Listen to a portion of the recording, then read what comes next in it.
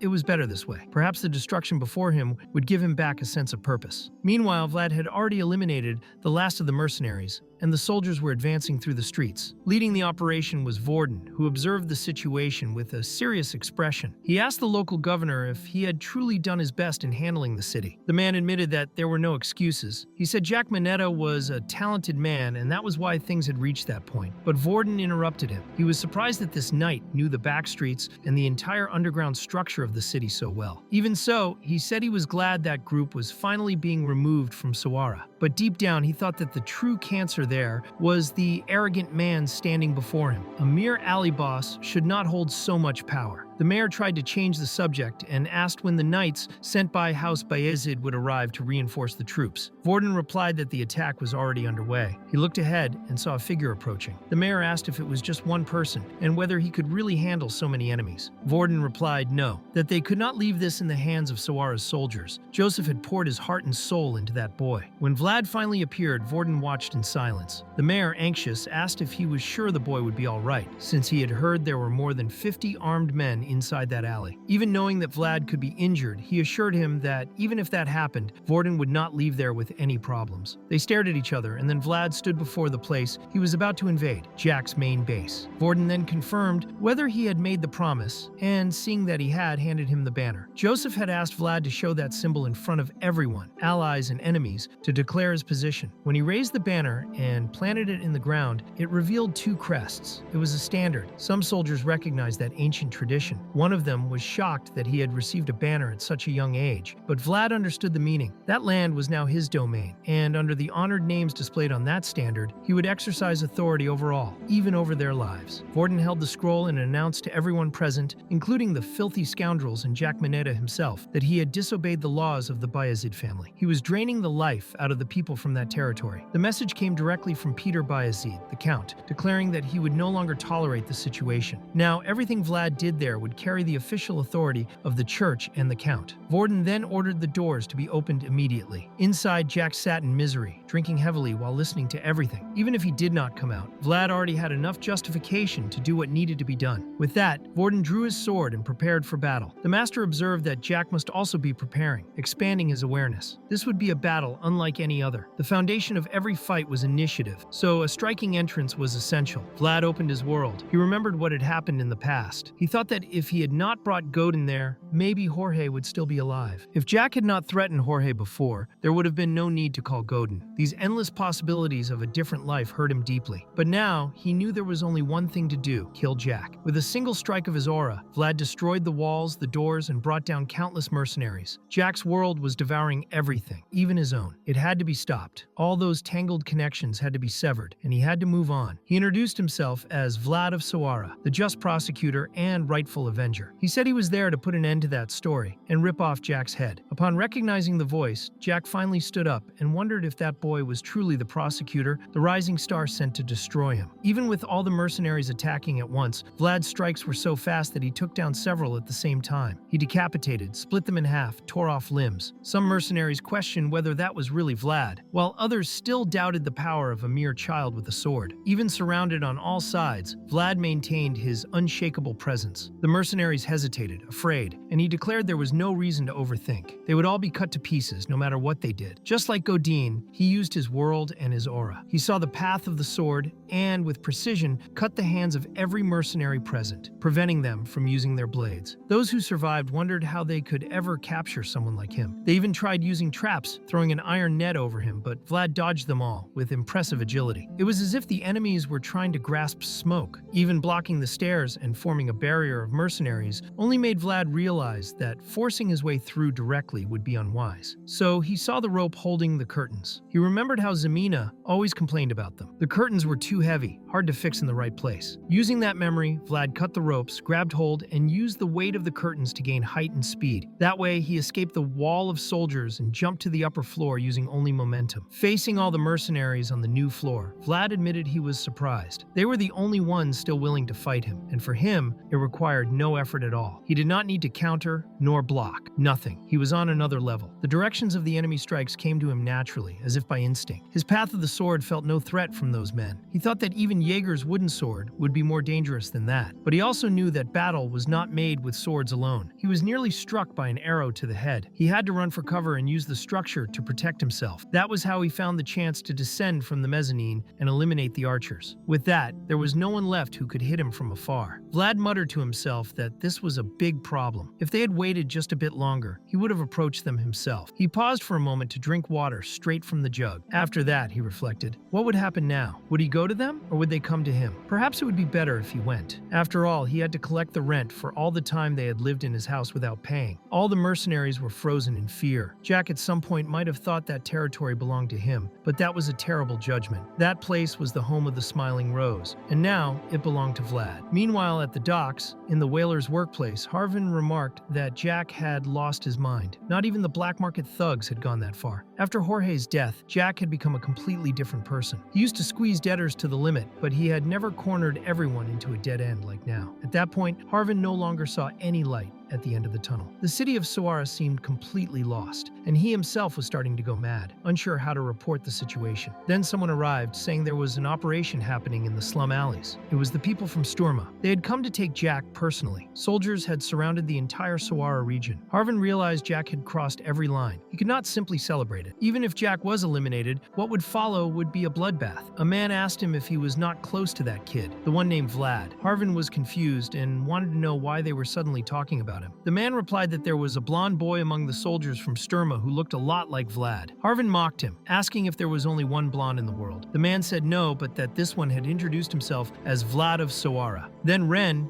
who was listening in, asked if that was really true, and the man confirmed it. He said that Vlad had planted his banner in front of the Smiling Rose. Harvin was shaking as he heard all of this. All this time, he had heard many rumors about that boy. They said that during the honor duel in Daimar, his aura had manifested. They also said the young vassal of House Bayezid, responsible for an incredible feat during the Deathworm hunt, was none other than Vlad of Sawara. But now, at last, he would have the chance to see with his own eyes if all of it was true. So he decided to go check it out himself. Meanwhile, Vlad himself was still slaughtering the mercenaries with no difficulty. For him, it was all too easy. The master, observing everything, thought that the way that boy moved would leave anyone speechless. It was natural talent, strengthened by effort, and a deeply rooted willpower. That boy had been born to kill. In the middle of the fight, Vlad found a mercenary he had faced before. He told him he had plenty of time to put his teeth back in, but had not even done that. Either way, he would not be needing them now. After killing that enemy too, the master thought that it was already enough, and Vlad agreed. After so much bloodshed, it was time to end everything. Without hesitation, Vlad went straight to the room where Jack was. There, the man greeted him with a hint of irony, calling him the rising star and offering him a drink. But seeing that the boy did not react, Jack said it was no fun. He finally admitted that this really was the much-talked-about Vlad of Sawara. He had heard the rumors, but had not believed all of them. He said he should have dealt with him earlier, should have sent men to beat him up. Or maybe not. After all, Vlad had probably already killed them all. Jack admitted that he had avoided confronting him until now because he did not want to deal with it, but then he drew his sword. He was a man who liked to be sure of things. Vlad, on the other hand, felt that there was no longer that suffocating reverence he once felt when facing Jack. Now he was certain his world was more powerful. He charged at him, knowing he was facing an enemy. But even so, he decided to give his best to treat him with respect in the final moments of his life. Vlad's strike was so powerful, it made Jack tremble. The difference in strength was clear. Each time Vlad's sword cut through the air, it was as if he were showing respect. In the slums, that was the way to survive. Brutality was the language of the strong, and only the most powerful remained standing. Still, Jack was the leader of those mercenaries. With his saber, he managed to trade blows and even counterattack Vlad. Watching the boy, he remarked that this rising star had changed so much he was almost unrecognizable. He admitted that it took courage and skill to come back there. As the battle went on, Jack acknowledged that Vlad's progress was admirable. He himself had once dreamed of that. He wanted to hold the little stars in his hands at any cost. He knew he needed strength for that. More strength and more blood. He had done everything possible. In that hellish place, there was no difference between good and evil. He had reached the top of the slums, but even then, he was still far from touching the stars. Even stained with blood and desired out of greed, those stars were still his. But what Jack Manetta saw inside Vlad in that moment was something completely different from what he had imagined. He could no longer hold anything, not even his own sword, because Vlad had severed his other arm. Jack found himself before something even brighter than all the stars he had ever dreamed of reaching. Even so, he said he hoped Jorge could see it all. But Vlad, full of hatred, told him to shut up. He said Jack did not deserve forgiveness, for he had been involved in Jorge's death and had also been the wretched man who sold Marcella. He deserved a miserable death. Despite that, Jack seemed content. He said it was a good day because he was trading blows with the boy who had now surpassed him. Even fighting with only the hook on his left hand, he still tried to resist. When the two reached a standstill, it was obvious who would win. Vlad, armed, managed to pierce Jack's body. Jack himself thought that instead of being crushed by a cruel world like what happened to Jorge, it was not so bad bad to be used as a stepping stone for that young man to rise. His last words were praise. He said Vlad had done a good job and recommended he rest a bit before continuing his journey. With a massive hemorrhage, Jack declared he was already satisfied. He had lived enough, even if it had been a life full of evil. And though he had been defeated, Vlad also fought with ferocity. Jack believed he had lived long enough. Using his own hook, he tore the wound open even more, saying to Jorge that he had enjoyed it a lot. Then, he fell from the second floor straight to the tavern floor. Vlad thought revenge was sweet, something natural to carry out. But deep down, all he felt was bitterness. Before leaving, he took a sip of the drink Jack had been having and remembered his final words. Then he returned the glass, saying that a knight could only receive something if he gave something in return. So, he left a gold coin next to the drink. That place was the Smiling Rose, a tavern where people tended to remain stagnant like still water. But on that day, a single drop from that motionless pond spilled out, creating small ripples in that boy's world. Meanwhile, outside, Vorden was extremely tense. The silence was terrifying, and he was worried about Vlad. Then he saw him returning, covered in blood. Everyone froze. He had truly defeated 50 men, including Jack, all on his own. No one dared approach him, not even Vorden. It commanded as much respect as fear. Vlad passed silently through the group, his eyes empty, heading toward the back of the slum. That was when Harvin appeared, calling out for his friend. Vlad recognized the voice and asked if it was really Harvin, wanting to know what he was doing there. Vorden, realizing they were friends, made way for the boy to pass. Harvin, leaning on his cane, walked slowly toward Vlad and asked if he was all right. In that moment, Vlad finally dropped his sword and embraced his friend. He said his whole body was in pain. Harvin, concerned, wanted to know what had happened, but Vlad only replied that now, it felt like he had finally come home. The next morning, he woke up in Sawara, but not in the slums, in the capital district. That new view felt strange to him. Goethe appeared, asking if he was already awake. He called him captain and suggested that he should have slept a little longer. Vlad said it was hard to keep lying down because his whole body still hurt. Goethe then brought water so he could clean himself. Vlad, surprised, asked what was going on. Why was Goethe being so kind? Goethe replied that he had always been like that. In truth, he was just thinking about how people from Vlad's past were reappearing in his life. Goethe knew he had to keep his place as Vlad's friend, and Vlad was thinking the exact same thing. It was as if he had read the other like an open book. He told him to stay calm because as long as he did his job well, he wouldn't lose his place. Goethe respectfully replied, "Yes, sir." Then he said that Vorden was calling for him. Vlad said he also had something to discuss with him. Later, the two of them sat in front of a table full of sweets. It was all just sweets. There was tea, but nothing savory. Vlad said eating all of that felt like a death sentence. Vorden, surrounded by mountains of paper, replied that not eating it would kill him instead. There were so many documents on his desk that someone could drown in the paper. Jack's shadows had spread into the deepest corners of the slum, and pulling out all those roots would take time. Vorden asked Vlad what he planned to do now. Besides dealing with the consequences of recent events, his work was basically done until Joseph arrived. Until then, he would remain on standby, helping with whatever was necessary. Vlad said he wanted to help, but admitted he didn't know much about documents. Vorden, already aware of that, handed him a special permit, a right of arrest. With that document,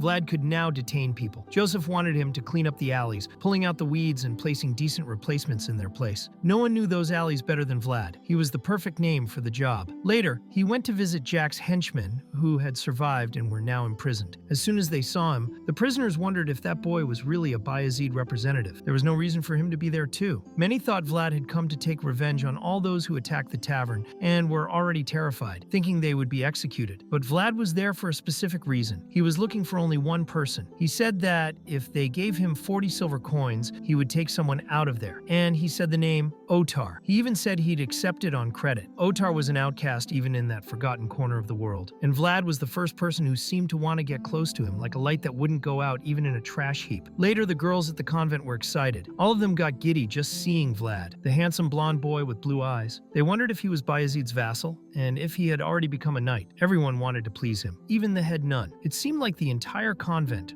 revolved around him. Meanwhile, Zemina kept washing the dishes alone because no one else did it, until one of the supervisors appeared and questioned why they were all standing around. She said there was an important guest and told them to get back to work. The three girls said yes, that they would do their chores quickly. But of course, they didn't. They dumped everything on Zemina. Later, the nun was presenting the special guest who had come directly from the Bayezid family. He had received direct approval from Father Andreas, and the guarantees about him were impressive. On top of that, he had the personal support of Count Bayezid. He looked looked like a knight from a fairy tale. Vlad's eyes scanned the hall several times, looking for something. The nuns imagined he was searching for a pretty woman, but he wasn't looking for just anyone. When the prayer ceremony was about to begin, the sound of fast footsteps interrupted everything. Vlad smiled when he heard it, because he knew she had arrived. When Zemina joined the rows, Vlad looked directly at her, but his expression darkened. He was displeased with what he saw. He said she was too thin, that it looked like they weren't even feeding her properly. One of the nuns, confused, asked Vlad what he was talking about. He replied that he couldn't even do what he wanted at that moment because he was representing Joseph and had to keep up appearances. Ignoring all the other nuns, Vlad walked past them without giving any attention. He went straight towards Zemina. She saw the blonde hair approaching and, upon recognizing him, didn't even consider it could be anyone else. He looked very different. To Zemina's eyes, it couldn't be Vlad. She didn't even recognize him properly. She was so nervous. But he came closer to her, noticing the dirty clothes she was wearing. He asked if she was stupid or something, and all the nuns were shocked to see him touching her clothes with such familiarity. Vlad said they weren't feeding her properly, nor taking care of her clothing. He said it was absurd for heaven's sake. The only way Zemina found to react was to reach out and touch Vlad's blonde hair, as if it were the only way to be sure it was really him. Vlad, seeing that, asked if she couldn't just answer him, but he stopped when he looked into her eyes, which were full of tears. He then stood up, ignoring any protocol, and declared he would take her out of there. He said they were going home right at that moment. For Zemina, that was shocking. She had never heard those words before. She was a girl who had never had a home. Both she and Vlad were beggars from the back streets, with no peace, no food, no safety. But deep down, their home and family had always been each other. Later, already inside the carriage, Zemina, now dressed in clean and comfortable clothes, did not seem relaxed. She was silently staring at Vlad. He noticed and asked why she kept looking at him like that without saying anything. She did not respond, but kept thinking about how much he had changed. Now he looked even more handsome. He even looked like a noble, and she, on the other hand, felt like she had nothing noble about her appearance. At that moment, Vlad put a caramel in her mouth, saying she had been lost in thought for too long. He told her to eat it quickly. Even though she was happy, Zemina started trembling and ended up crying again. She said he had taken too long to come back. Vlad, trying to ease her pain, simply replied that at least the weather outside was nice. Meanwhile, in the back alleys, the old blacksmith reflected alone. He thought that all people are worthy of embracing a star in their hearts, but letting that star go away with the night sky is a different story. He felt like someone who had disappeared uselessly, having achieved nothing in life. He was convinced it was time to close the forge. No one came by anymore. He began to wonder if that boy, the one who had taken the sword,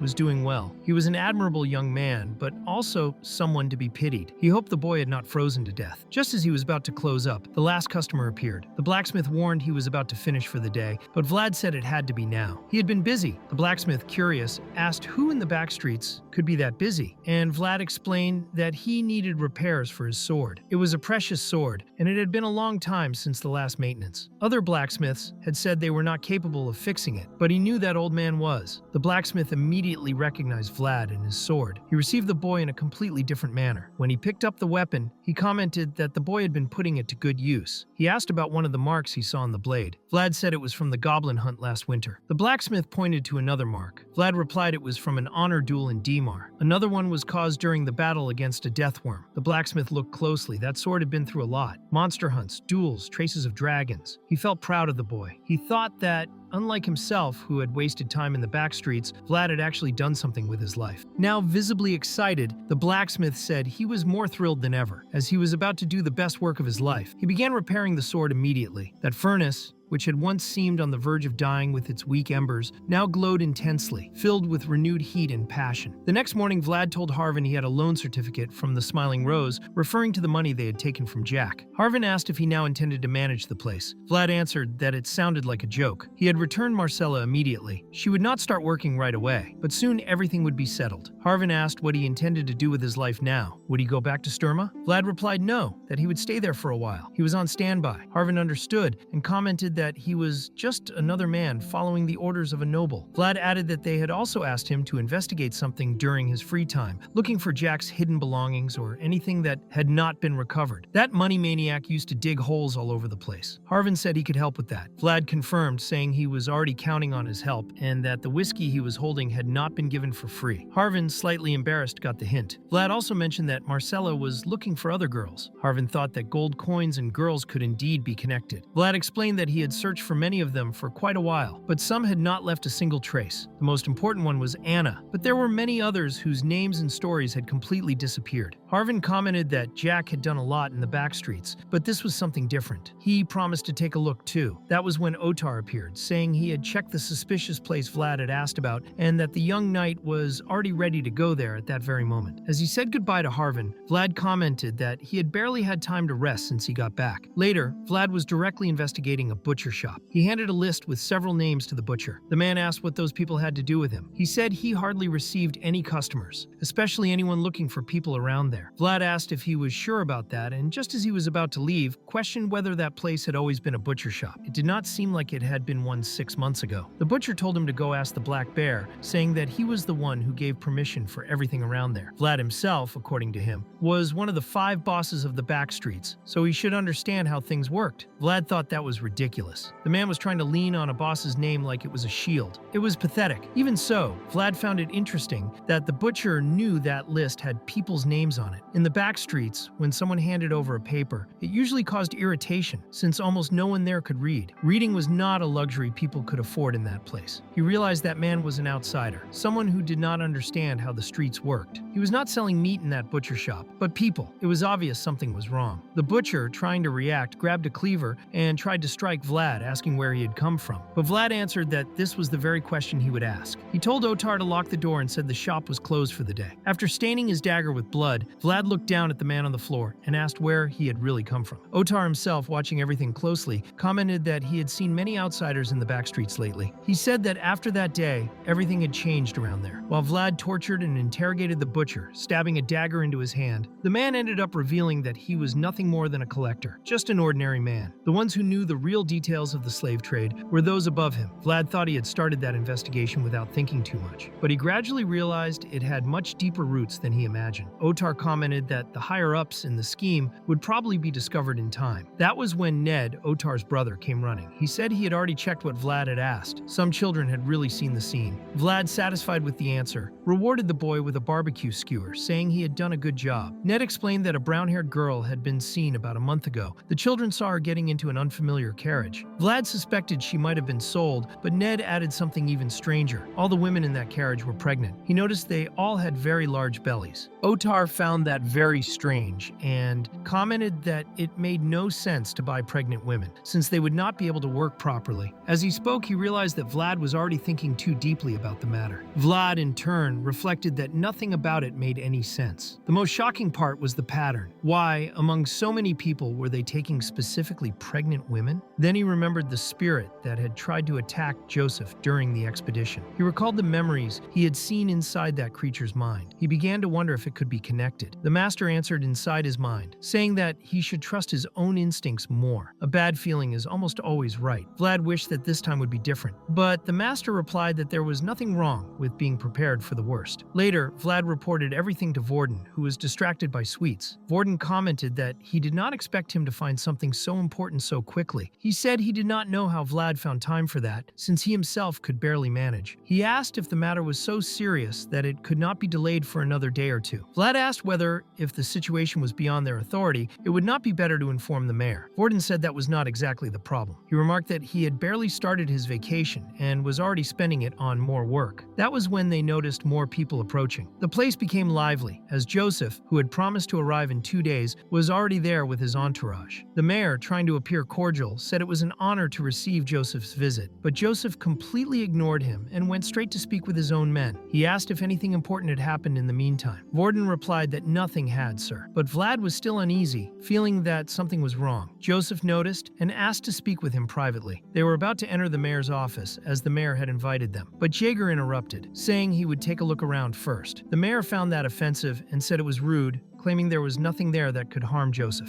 Jaeger replied that the decision was his to make. The mayor insisted again that there was nothing suspicious. Meanwhile, Joseph praised Vlad for the good work. Vlad replied that he thought he was making a fuss for nothing. He only wanted to ask for help, and maybe he should have just gone directly to the mayor. Joseph thought that teaching that boy had really been worth it. Now he knew when to act and when to ask questions. He said Vlad had made an excellent decision. Once Jaeger finished checking everything and gave the all clear, Joseph entered the office and commented to the mayor that the place was excellent. The view of Sawara from up there was truly beautiful, but he made sure to say there was one detail that needed fixing. The mayor's chair was far too flamboyant and had to be replaced. The mayor asked what was wrong with his chair, but Joseph was already sitting in it and simply told him to go ahead and say what he needed to say. It was time to welcome the new mayor of Sawara. Later, Vlad and Otar were in the filthiest and most rundown part of the slums, the oldest and most twisted alley, the most forgotten and dangerous part of the back alleys. Everyone around them stared as if they lived with death every day. To Vlad, it was no surprise that not even Jack, known for his boldness, had dared to set foot in that part of the city. But that was where the pig butcher's territory was, and even so, Vlad approached with confidence and knocked on the door as if inviting war. The guard who appeared asked who he was, but Vlad replied that he surely already knew. They had been watched from the moment they entered the alley. Still, the guard slammed the peephole shut in his face. The master accompanying Vlad remarked that the man was clearly trying to provoke him. Vlad knew he could not let it slide. In the past, that kind of disrespect was common, but now things had changed. Many people's honor was tied to his name. He could no longer ignore such behavior. So he stood in front of the door for a long time, not moving, waiting to be received properly. When the door finally opened, Vlad remained still. The guard himself was confused, not understanding why he was not entering. He even threatened to close the door again, but Vlad responded that if they did, they would not be prepared for the consequences. The guard asked what consequences those would be. That was when Vlad firmly introduced himself as Vlad of Sawara, stating that he had honorable names vouching for him and that he was now exercising his rights. He ordered the guard to notify the Black Bear that the legitimate representative of Bayezid had arrived. He knew exactly what it meant when that banner was planted in a territory. And before anyone could get too excited about the visit, Vlad declared that this would be his final act of courtesy. Meanwhile, the former mayor was devastated, being removed from his own office. Joseph admitted that, even without intending to feel empathy, he felt it at that moment. Jaeger said he was merely paying for his crimes, as all the corruption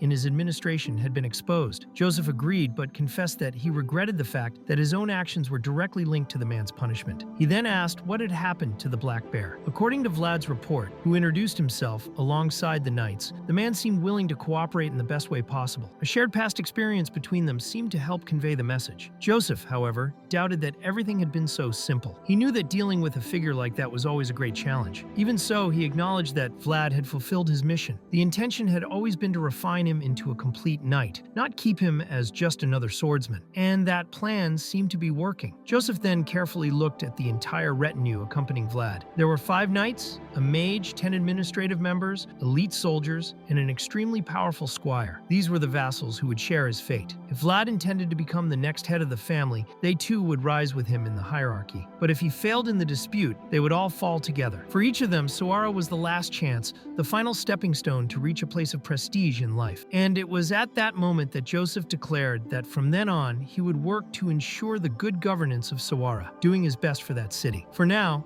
Vlad would be far too busy to focus on other matters. He knew he was not yet ready to face all the darkness hiding in every corner of Sawara. It was impossible to prepare for everything, of course, but from that moment on, every step would need to be a step forward. After all, this was the last chance he would be given. With that in mind, he delegated to Mr. Gregory the task of selecting the members of the investigation team. To avoid internal disputes, Joseph brought in a neutral knight from within the family, someone who would not take sides in the conflict between the brothers. Even though he was not of the same people, he was the right person for the mission. Gregory explained that because of the nature of that mission, it would often be necessary to track people. He suggested working with Mr. Cage and, of course, with the Rising Star. Meanwhile, in a distant place, in the county of Ofuthman and Moshiam, 2 parents were watching their very sick and bedridden son. The father asked if there was truly a chance to save the boy's life. A woman who was there replied with conviction that there was. The man then decided to leave the boy in her care, saying he would pay any price. His wife asked him not to torment himself so much, reminding him that God cannot watch over everything. That is why people like that woman existed, even if she was surrounded by dark magic. Later, Gregory and his team were facing terrible weather. They were close to reaching their destination, but had to stop for a while. Gregory offered Vlad a drink, which he refused, choosing instead to gather sticks. Gregory himself commented that it would be hard to make a fire in that place, and said Vlad really was just like Jaeger. No wonder he was his squire. Vlad realized the wet sticks would never work, and they would end up shivering in that rain. That was when Cage appeared with hollow branches that would likely work. But he was visibly nervous. He wanted to say something and mentioned he had not had many chances to talk to Vlad, but wanted to thank him for saving his life back then. Vlad replied that he was just doing his job and asked how he had been been feeling since then. Cage said he was fine, and that back then, he had thought the only solution would be to amputate a limb. Gregory, observing the relationship between the two, concluded that he had chosen the right people. Many would have refused that type of mission simply for considering themselves knights. At that moment, they all thought of Warden. Yes, that type of person. Gregory stated that from the moment they moved forward, they would no longer be knights, but mercenaries. From here on, they would be entering Utman territory. Thanks to the cooperation of the Black Bear, they had managed to find important tracks. However, even though it was in the north, that territory was no longer part of Basia. That was the final frontier. From there onward, they could no longer act as Joseph's knights. They would need to act in secret and investigate the village with caution. For now, the best course of action would be to set up camp, shelter from the rain, and save their energy for the next day. Vlad then remembered a sorrowful cry they had heard during a past winter. Deep in his heart, he hoped he would never have to hear that sound again. When they finally set out toward the village,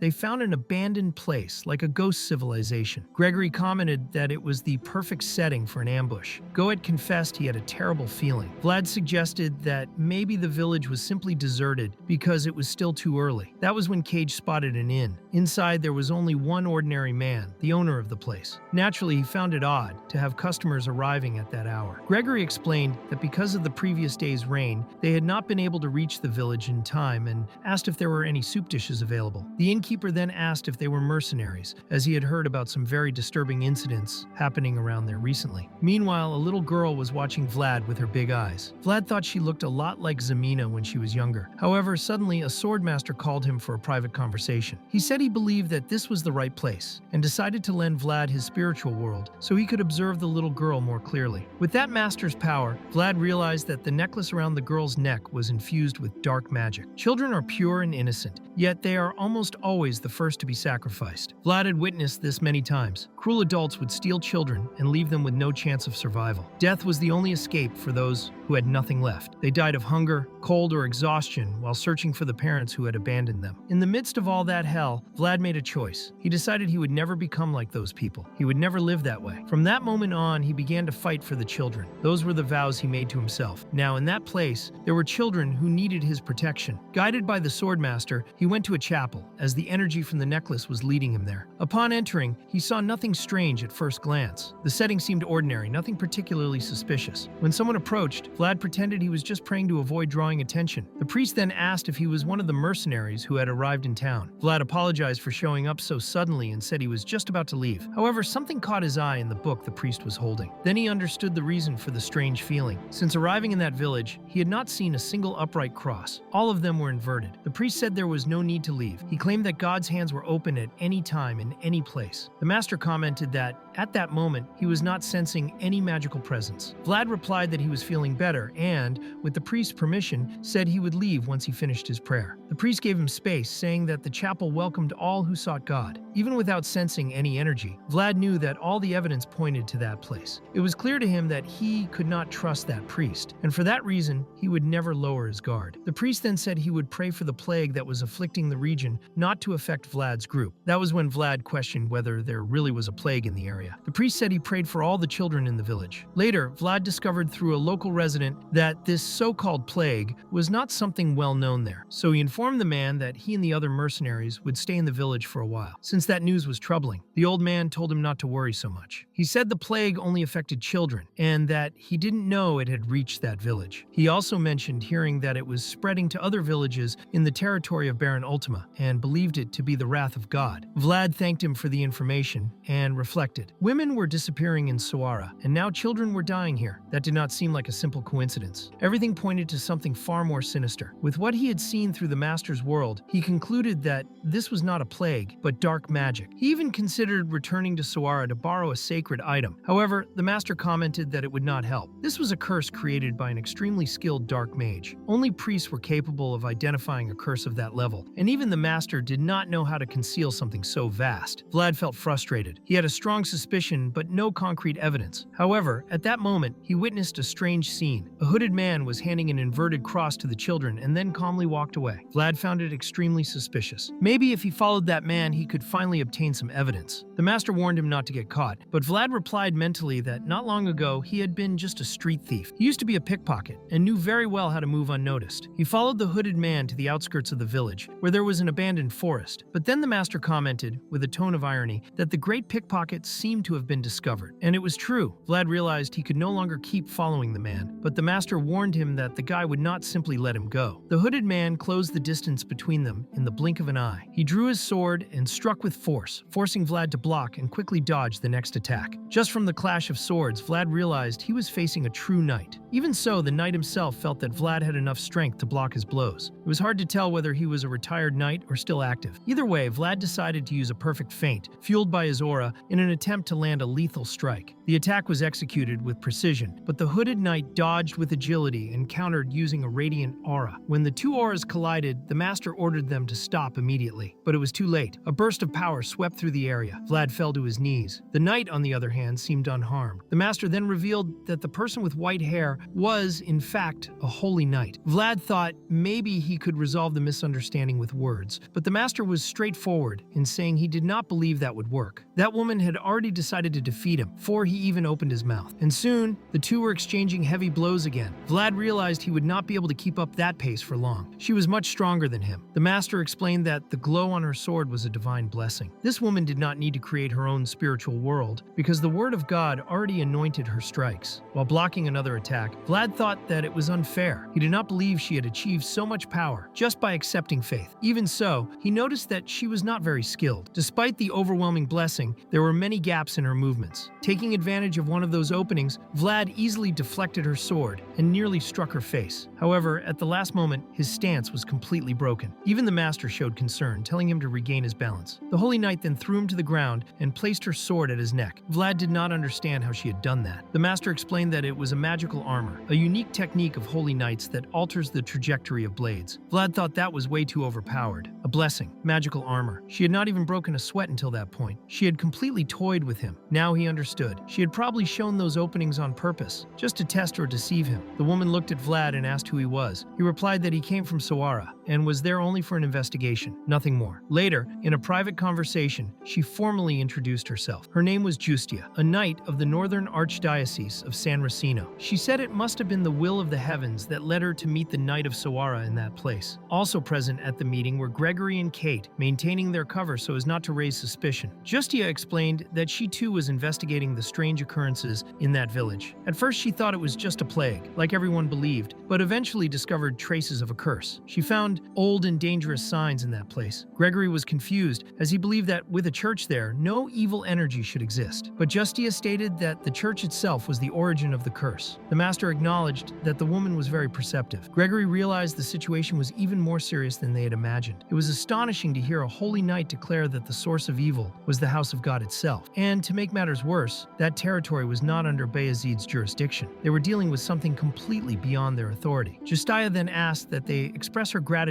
to the new mayor of Sawara. She said the way he acted, using information even they had not been able to gather, and paying close attention to the situation was truly commendable. Gregory thought she was being quite careful. After all, everything involving dark magic was the church's responsibility. They had no legal grounds to act directly. Even so, Vlad was unsettled. He felt powerless in the face of that limitation. A clear boundary had been drawn, represented by the weight of the authority that Justia carried. He could not cross it, even in the face of something so serious. Later, Vlad reflected that they might not find Anna in that place. As he was thinking about it, the innkeeper's daughter approached and asked if they were already leaving. Vlad replied that yes, soon, because they had finished their work, but the girl said that a job never truly ends. She looked at him with bright eyes, full of curiosity and sweetness. Vlad was touched by her innocence and asked if she had no friends since she was always staying at the inn. The child replied that her father had asked her not to leave the house. Vlad thought it made sense. Considering everything that was happening, it was even admirable to see such a careful father. She then asked why they would not stay a little longer. She said that the church was going to give out gifts. The innkeeper confirmed it. He explained that they would gather the children to perform a ritual of blessings, since times were hard. The priest would lead it personally, and the ceremony would take place in 3 or 4 days. The girl looked at Vlad and asked if he could stay until then. Vlad knew that Justia had already sent a carrier pigeon requesting reinforcements. He estimated that the Holy Knights would take about 4 days to arrive, probably at the last possible moment, so he decided to stay. He told the girl that he would not leave just yet. She was so happy that she she gave him a gift. It was a ring of flowers. Vlad looked at the object, but saw no flowers at all. He realized then that she must have made it using the vines growing along the walls of the inn. He found it moving. The innkeeper called her soon after, saying it was time to sleep. He told her to go upstairs quickly. Before going up the stairs, Marianne looked at Vlad and asked if he would still be there when she woke up. He replied that yes, probably. The girl lit up with joy at his answer, but suddenly, Marianne tripped and fell. Her body was overtaken by an invisible force. The master, sensing the danger, once again lent his spiritual world. Through that power, Vlad could see clearly. The curse was activating at that very moment, and it was targeting Marianne directly.